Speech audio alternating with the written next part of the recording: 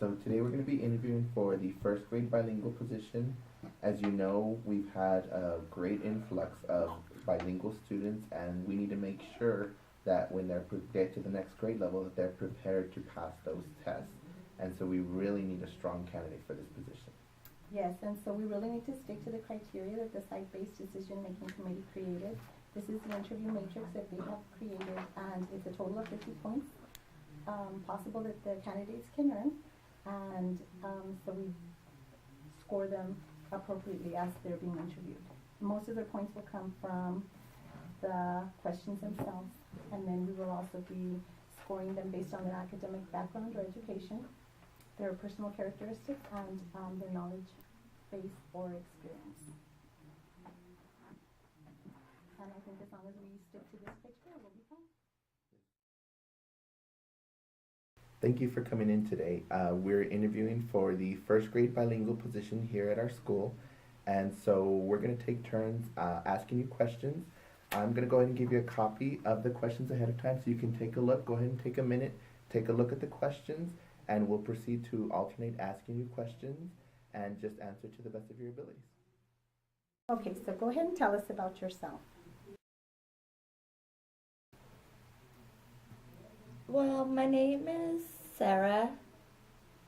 I'm 25 years old, and before I've worked at a bar, bartending. I was a bartender there, and basically all the teaching experience I have is when I tutored my two nephews, which are 5 and 7 years old. So I had a lot of time tutoring them. I did get my bachelor's in culinary arts, but I'm still working on that. And meanwhile, I am getting my teaching certification, but I haven't received my certification yet.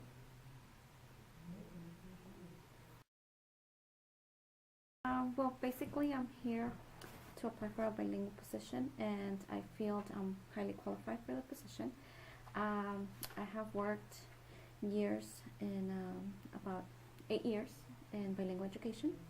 I have a master's degree on bilingual specialist, and I'm currently pursuing a second master's for instructional specialist. I'm sorry, for administration. I have assessed many assessments that help us understand the bilingual acquisition. I have also co-teach with teachers that are having difficulties. And I believe in reading.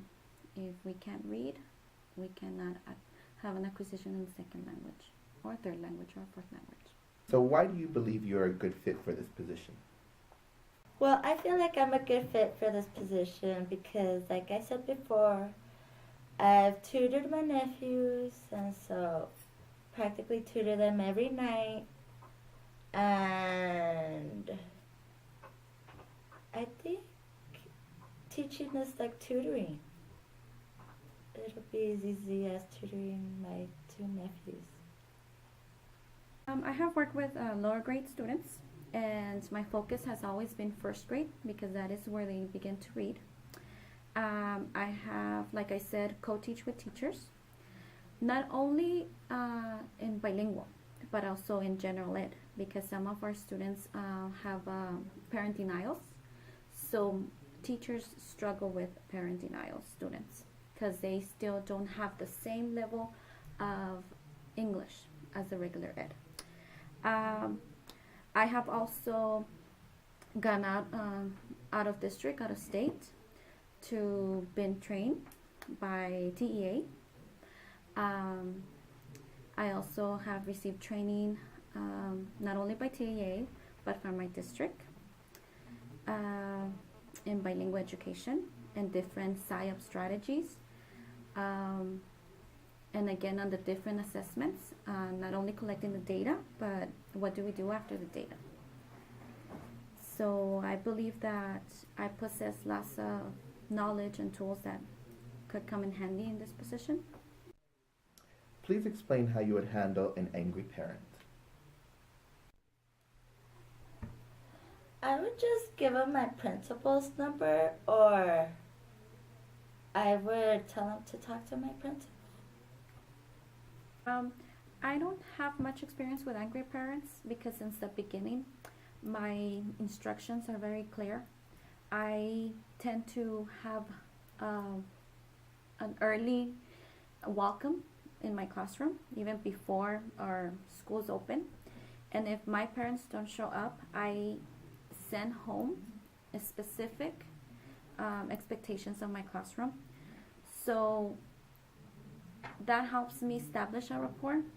I send home every day a calendar of discipline where I expect for parents to see it, see my notes. And that has helped me to keep that communication going. So far, if I haven't asked from my principal to assist me with anything because, like I said, I established this rapport since the beginning. But if I will ever encounter a problem like this, I think that my logs, my communication with that calendar, my frequent phone calls, because I even call even if my student is doing great, not only if I have discipline issues. And I believe that I would have enough documentation for my principal to be there to support me because I wasn't able to handle it. But it would take some time for me to try to handle it first. Do you have students use higher order thinking in your class? Give an example. Well, since I don't have my own class, I don't really have much experience in that. But just asking my nephew questions like where the chicken nuggets come from, or what was first, the chicken or the egg, or what color's the sky, would that be considered higher order? Higher order thinking skills is a big goal for me because that helps our students become problem solvers for tomorrow. So I believe for my students to discover their learning, not for me to do the instruction. I am the facilitator, the guidance. So I focus and I target on skills that are cognitive strategies. Basically, what we today know as Figure 19. So, for example, inferencing, for our students to infer what would happen next, based on what. So, those questions that I ask is not a yes or no. It's more about why. I also, like I said, I like the discussions that keep going because we're making connections. I'm sharing my thinking, I'm modeling my thinking, so they're doing the same thing. We begin by establishing a purpose, by stating, for me, the objective of what we're gonna learn. And at the end, we debrief or we summarize, because that's another cognitive strategy. We need to learn to process and reflect so that we can summarize what we just have learned. So that's the way I do higher order thinking skills. How do you manage students with different reading abilities? Well, I think I would just have them all read out loud and then separate them between like fastest and slowest, and then just have the fastest kids wait for the slowest kids, and then make sure the slowest kids always practice reading. And then, well, I mean, Obama did say no child left behind, right? So I think that would help keep the speed. Well, like I said, every student is different. Everyone has different levels of reading abilities. But the way that I try to differentiate is by not only using the PSYOP strategies, which focus on skills. That could be like fluency or comprehension or decoding. But I use shared reading, model reading. We discuss because I believe discussion helps you comprehend what you're reading, and we all learn from each other. So I also believe in the think, share, and talk, which is we think first before we share.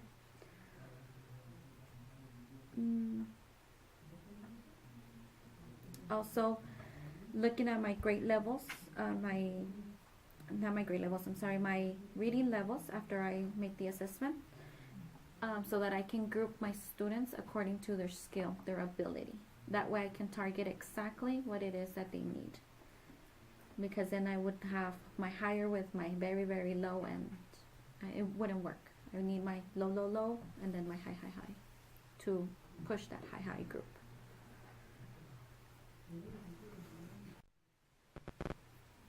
What is your classroom management plan, and what do you hope to accomplish with it? It's easy.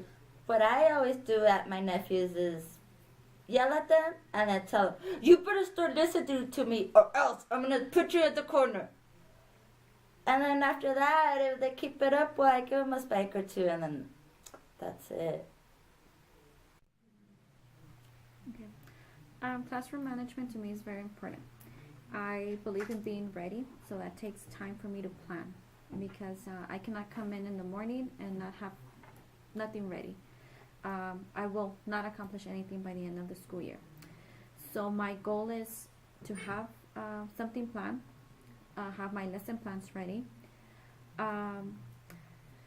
because I believe in the gradual release model. I believe that by the end that I set up my routines, that we have everything in place, we can eventually, my students will show or project the life skills that we have practiced, that being respectful within each other when they work in groups, being responsible, being accountable for their own work, and then practice those character traits, because remember, tomorrow these kids are our future, and again, they need to have responsibility and they need to problem solve, and I will not be there, their next teacher will not be there to give them the answer.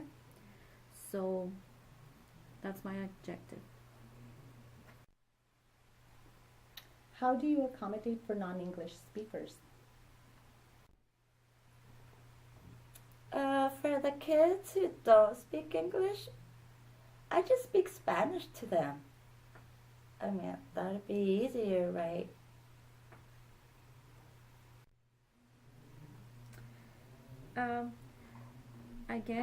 I believe a lot in differentiation instruction, in using my data to group my students, to meet with them with my low group at least 3 times a week, minimal, but if I can, the 5 days, I will, in order to accommodate with them, in order for me to review side words, review decoding books, start easy and gradually start from abstract and then concrete. So that's how I accommodate my English speakers. I also use a lot of listening stations, because they need to, the language acquisition, they need to learn how the proper use of grammar in English. I also have them write their reflections. Of course, they still write decoding, but it makes sense. So it gives me, although they are miscues, it gives me a guidance that there is progress, because those miscues are telling me that they might understand past tense if they're still reading the ed at the end of a word. Some of those. Now, is there anything else we have not talked about that you would like to share with us? Well, since I've tutored my nephews a lot and they're doing great in school, I think I'll be a really good teacher. Well, I just want to share that my passion has always been education. My focus has always been bilingual. And I believe in my students discovering their own learning. And I believe that we give them that tool, that power for their future.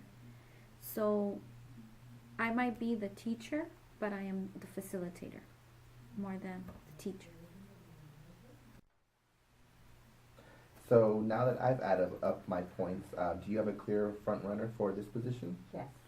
Okay, I'll just go ahead and go first. I went ahead and I think we should recommend Gladys Garza for the position. I agree with you. I do have a little bit of concern because the health organization, the one that's been providing us with tutors and with financial contribution, they did contact me. They sent me an email, and they are strongly recommending us to choose Ms. Trevino for this position. Okay, Mr. Villalba, but you really need to keep in mind what is in the best interest of our school. We really need to take that into consideration and account, and the committee has already created the criteria, and we were very clear and we were very accurate in our scoring. So Right. ultimately it is your decision, but You know, I agree with you 100%. Gladys Garza seems like the best position for this candidate, so I think we need to recommend her for this position. I'll have to deal with the health committee because if they're not willing for us to have the best position for this candidate, then maybe we need to Our look for help school. somewhere else because they need to understand that we need to do what's best for our kids. right, and if they don't understand, then our school is not really in their best interest. Exactly. So I'll go ahead and forward her name to central office, and I'll start the paperwork to get her on board. Okay. Sounds good. Thank you very much.